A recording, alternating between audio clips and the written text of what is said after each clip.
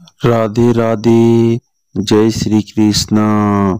माघशीर्ष अघन मासी कृष्ण पक्षे अष्टमी तिथ्यो श्रीमद्भागवत महापुराण कथा अध्याय 74 में आप सभी का स्वागत है। आप सभी का हार्दिक अभिनंदन है। भगवान की अर्घ पूजा और शिशुपाल का उद्धार।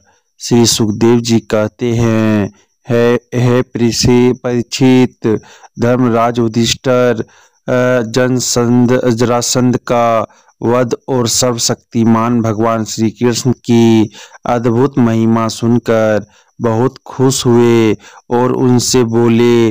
धर्मराज युधिष्ठिर ने कहा, सच्चिदानंद स्वरूप श्री कृष्ण त्रिलोकी स्वामी ब्रह्मा शंकर आदि और इंद्र आदि लोकपाल सब आपकी आज्ञा पाने के लिए तरसते रहते हैं और यदि वह मिल जाती है तो बड़ी श्रद्धा से उसको शिरोधार्य करते हैं। अनंत हम लोग हैं तो अत्यंत दीन परंतु मानते हैं अपने को भूपति और नरपति। ऐसी स्थिति है तो हम दंड के पात्र, परंतु आप हमारी आज्ञा स्वीकार करते हैं और उसका पालन करते हैं। सर्वशक्तिमान कमल नयन भगवान के लिए आप मनुष्य लीला का अभिनय मात्र है। जैसे युदय अथवा अस्त के कारण सूर्य के तेज में घटती या बढ़ती नहीं होती, वैसे ही किसी भी प्रकार के कम से ना तो आपका उल्लास होता है और ना हरास हुई, क्योंकि आप सजातीय विजातीय और स्वागत भेद से रहित स्वयं परब्रह्म परमात्मा है। किसी से पराजित ना होने वाले माधव, या मैं हूँ और या मेरा है तथा या तू है या तेरा, इस प्रकार की विकार युक्त भेद बुद्धि तो पशुओं की होती है। जो आपके अन्याय भक्त है उनके चित्त में ऐसे पागलपन के विचार कभी नहीं आते, फिर आप में तो होंगे ही कहाँ से। इसलिए आप जो कुछ कर रहे हैं वह लीला ही लीला है। श्री सुखदेव जी कहते हैं, परीक्षित, इस प्रकार कहकर धर्मराज युधिष्ठिर ने भगवान श्री कृष्ण की अनुमति से यज्ञ के योग्य समय आने पर यज्ञ के कर्मों में निपुण वेदवादी ब्राह्मणों को ऋत्विज आचार्य आदि के रूप में वर्ण किया। उनके नाम ये हैं, श्री कृष्ण देवपायन, व्यासदेव, भरद्वाज, सुमंतु, गौतम, असित, वशिष्ठ, च्यवन, कर्ण, मैत्रेय, कवस, त्रित, विश्वामित्र, वामदेव, सुमित, सुमति, जैमिनी, ऋतु, पेल, पराशर, गर्ग, वैशंपायन, अथर्वा, कश्यप, धौम्य, परशुराम, शुक्राचार्य, आसुरी, वितिहोत्र, मधुचंदा, वीरसेन और आकृत वर्ण। इनके अतिरिक्त धर्मराज ने द्रोणाचार्य, भीष्म पितामह, कृपाचार्य, धृतराष्ट्र और उनके दुर्योधन आदि पुत्रों और महामती विदुर आदि को भी बुलवाया। राजन, राजसूय यज्ञ का दर्शन करने के लिए देश के सब राजा, उनके मंत्री तथा कर्मचारी, ब्राह्मण, क्षत्रिय, वैश्य, शूद्र सब के सब वहां आए। इसके बाद ऋत्विज ब्राह्मणों ने सोने के हलों से यज्ञ भूमि को जुतवाकर राजा युधिष्ठिर को शास्त्रानुसार यज्ञ की दीक्षा दी। प्राचीन काल में जैसे वरुण देव के यज्ञ में सब के सब यज्ञ पात्र सोने के बड़े बने हुए थे, वैसे ही युधिष्ठिर के यज्ञ में भी थे। पांडु नंदन महाराज युधिष्ठिर के यज्ञ में निमंत्रण पाकर ब्रह्मा जी, शंकर जी, इंद्र आदि लोकपाल अपने गणों के साथ सिद्ध और गंधर्व, विद्याधर, नाग, मुनि, अश्व, राक्षस, पक्षी, किन्नर, चारण, बड़े बड़े राजा और रानियां ये सभी उपस्थित हुए। सबने बिना किसी प्रकार के कौतूहल के यह बात मान ली कि राजसूय यज्ञ करना युधिष्ठिर के योगी है, क्योंकि भगवान श्री कृष्ण के भक्त के लिए ऐसा करना कोई बहुत बड़ी बात नहीं है। उस समय देवताओं के समान तेजस्वी आजकों ने धर्मराज युधिष्ठिर से विधि पूर्वक राजसूय यज्ञ कराया। ठीक वैसे ही जैसे पूर्व काल में देवताओं ने वरुण से करवाया था। सोमलता से रस निकालने के दिन महाराज युधिष्ठिर ने अपने परम भाग्यवान आजकों और यज्ञ कर्म की भूल चूक का निरीक्षण करने वाले सदस्यपतियों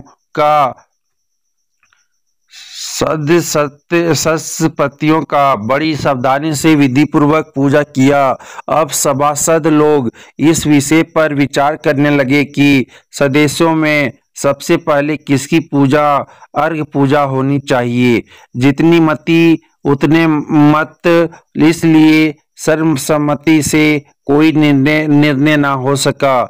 ऐसी स्थिति में सहदेव ने कहा, अदुवंश शिरोमणि भक्तवत्सल अर्घ पूजा के पात्र है। भक्तवत्सल भगवान श्री कृष्ण ही सदस्यों में सर्वश्रेष्ठ और अग्र पूजा के पात्र है, क्योंकि यही समस्त देवताओं के स्वरूप में है और देश काल धन आदि जितना भी वस्तुएं हैं उन सबके रूप में भी यही है। यह सारा विश्व श्री कृष्ण का ही रूप है। समस्त यज्ञ भी श्री कृष्ण स्वरूप ही है। भगवान श्री कृष्ण ही अग्नि, आहुति और मंत्रों के रूप में है। अज्ञान मार्ग और कर्म मार्ग ये दोनों में भी श्री कृष्ण की प्राप्ति की ही हेतु है। सभासदों में कहाँ तक वर्णन करूं। भगवान श्री कृष्ण वह एक रस अद्वितीय ब्रह्म है, जिसमें सजातीय, विजातीय और स्वागत भेद नाम मात्र का भी नहीं है। यह संपूर्ण जगत उन्हीं का स्वरूप है। वे अपने आप में ही स्थित और जन्म, अस्तित्व, वृद्धि आदि 6 भाव विकारों से रहित हैं। वे अपने आत्म स्वरूप संकल्प से ही जगत की सृष्टि, पालन और संहार करते हैं। सारा जगत श्री कृष्ण के ही अनुग्रह से अनेकों प्रकार के कर्म का अनुष्ठान करता हुआ धर्म, अर्थ, काम और मोक्ष रूप पुरुषार्थी का संपादन करता है। इसलिए सबसे महान भगवान श्री कृष्ण की अर्प पूजा होनी चाहिए। इनकी पूजा करने से समस्त प्राणियों की तथा अपनी भी पूजा हो जाती है। जो अपने दान धर्म को अनंत भाव से युक्त करना चाहता हो, उसे चाहिए कि समस्त प्राणियों और पदार्थों की अंतरात्मा भेदभाव रहित परम शांत और परिपूर्ण भगवान श्री कृष्ण को ही दान करें। परीक्षित सहदेव भगवान की महिमा और उनके प्रभाव को जानते थे। इतना कहकर वे चुप हो गए। उस समय धर्मराज युधिष्ठिर की यज्ञ सभा में जितने सत्पुरुष उपस्थित थे, सबने एक स्वर से बहुत ठीक कहकर सहदेव की बात का समर्थन किया। धर्मराज युधिष्ठिर ने ब्राह्मणों की आज्ञा सुनकर तथा सभासदों का अभिप्राय जानकर बड़े आनंद से, प्रेमोद्रेक से विह्वल होकर भगवान श्री कृष्ण की पूजा की। अपनी पत्नी, भाई, मंत्री और कुटुंबियों के साथ धर्मराज युधिष्ठिर ने बड़े प्रेम और आनंद से भगवान के पांव पखारे तथा उनके चरण कमलों का लोक पावन जल अपने सिर पर धारण किया। उन्होंने भगवान को पीले पीले रेशमी वस्त्र और बहुमूल्य आभूषण समर्पित किए। उस समय उनके नेत्र प्रेम और आनंद के आंसुओं से इस प्रकार भर गए कि वे भगवान को भली भांति देख भी नहीं सकते थे। अज्ञ सभा में उपस्थित सभी लोग भगवान श्री कृष्ण को इस प्रकार पूजित सत्कृत देखकर हाथ जोड़े हुए नमो नमः जय जय इस प्रकार के नारे लगाकर उन्हें नमस्कार करने लगे। उस समय आकाश से स्वयं ही पुष्पों की वर्षा होने लगी। परीक्षित अपने आसन पर बैठा हुआ शिशुपाल यह सब देख सुन रहा था। भगवान श्री कृष्ण के गुण सुनकर उसे क्रोध हो आया और वह उठकर खड़ा हो गया। वह भरी सभा में हाथ उठाकर बड़ी सहिष्णुता किंतु निर्भयता के साथ भगवान को सुना सुनाकर अत्यंत कठोर बातें कहने लगा। सभासदों श्रोतियों का यह कहना सर्वथा सत्य है कि काल ही ईश्वर है। लाख चेष्टा करने पर भी वह अपना काम करा ही लेता है। इसका प्रत्यक्ष प्रमाण हमने देख लिया कि यहाँ बच्चों और मूर्खों की बात से बड़े बड़े वयोवृद्ध और ज्ञानवृद्धों की बुद्धि भी चकरा गई है। मैं मानता हूँ कि आप लोग अर्घ पूजा के योग पात्र का निर्णय करने में सर्वथा समर्थ है। इसलिए सत्पतियों आप लोग बालक सहदेव की यह बात ठीक न माने कि कृष्ण ही अर्घ पूजा के योग्य हैं। यहाँ बड़े बड़े तपस्वी विद्वान व्रतधारी ज्ञान के द्वारा अपने समस्त पाप तापों को शांत करने वाले परम ज्ञानी परम ऋषि ब्रह्मनिष्ठ आदि उपस्थित है, जिनकी पूजा बड़े बड़े लोकपाल भी करते हैं। यज्ञ की भूल चूक बतलाने वाले उन सत्पतियों को छोड़कर कुलकलंक ग्वाला भला अर्घ पूजा का अधिकारी कैसे हो सकता है? क्या कौआ भी कभी यज्ञ के पुरोडास का अधिकारी हो सकता है? ना इसका कोई वर्ण है, ना तो आश्रम, कुल भी इसका ऊंचा नहीं है। सारे धर्मों से यह बाहर है। वेद और लोक मर्यादाओं का उल्लंघन करके मनमाना आचरण करता है। इसमें कोई गुण भी नहीं है। ऐसी स्थिति में यह अर्घ पूजा का पात्र कैसे हो सकता है? आप लोग जानते हैं कि राजा ययाति ने इसके वंश को श्राप दे रखा है। इसलिए सत्पुरुषों ने इस वंश का ही बहिष्कार कर दिया है। ये सब सर्वदा व्यर्थ मधु पान में आसक्त रहते हैं। फिर ये अर्घ पूजा के योग कैसे हो सकते हैं? इन सब ने ब्रह्म ऋषियों के द्वारा सेवित मथुरा आदि देशों का परित्याग कर दिया और ब्रह्म वर्ष के विरोधी वेद चर्चा रहित समुद्र में किला बनाकर रहने लगे। वहां से जब ये बाहर निकलते हैं तो डाकुओं की तरह सारी प्रजा को सताते हैं। परीक्षित, सच पूछो तो शिशुपाल का सारा शुभ नष्ट हो चुका था। इसी से उसने और भी बहुत सी कड़ी कड़ी बातें भगवान श्री कृष्ण को सुनाई, परंतु जैसे सिंह कभी सियार की हुआ पर ध्यान नहीं देता, वैसे ही भगवान श्री कृष्ण चुप रहे। उन्होंने उसकी बातों का कुछ भी उत्तर ना दिया, परंतु सभासदों के लिए भगवान की निंदा सुनना आशाई था। उनमें से कई अपने अपने कान बंद करके क्रोध से शिशुपाल को गाली देते हुए बाहर चले गए। परीक्षित जो भगवान की या भगवत परायण भक्तों की निंदा सुनकर वहां से हट नहीं जाता, वह अपने शुभ कर्मों से च्युत हो जाता है और उसकी अधोगति होती है। परीक्षित अब शिशुपाल को मार डालने के लिए पांडव मत्स्य कैकेयी और यावंशी नरपति क्रोधित होकर हाथों में हथियार ले उठा खड़े हुए, परंतु शिशुपाल को इससे कोई घबराहट ना हुई। उसने बिना किसी प्रकार का आगा पीछा हो सोचे अपनी ढाल तलवार उठा ली और वह भी भरी सभा में श्री कृष्ण के पक्षपाती राजाओं को ललकारने लगा। उन लोगों को लड़ते झगड़ते देख भगवान श्री कृष्ण उठ खड़े हुए। उन्होंने अपने पक्षपाती राजाओं को शांत किया और स्वयं क्रोध करके अपने ऊपर झपटते हुए शिशुपाल का सिर छुरे के समान तीखी धार वाले चक्र से काट लिया। शिशुपाल के मारे जाने पर वहां बड़ा कोलाहल मच गया। उसके अनुयायी नरपति अपने अपने प्राण बचाने के लिए वहां से भाग खड़े हुए। जैसे आकाश से गिरा हुआ लुक धरती में समा जाता है, वैसे ही सब प्राणियों के देखते देखते शिशुपाल के शरीर से एक ज्योति निकलकर भगवान श्री कृष्ण में समा गई।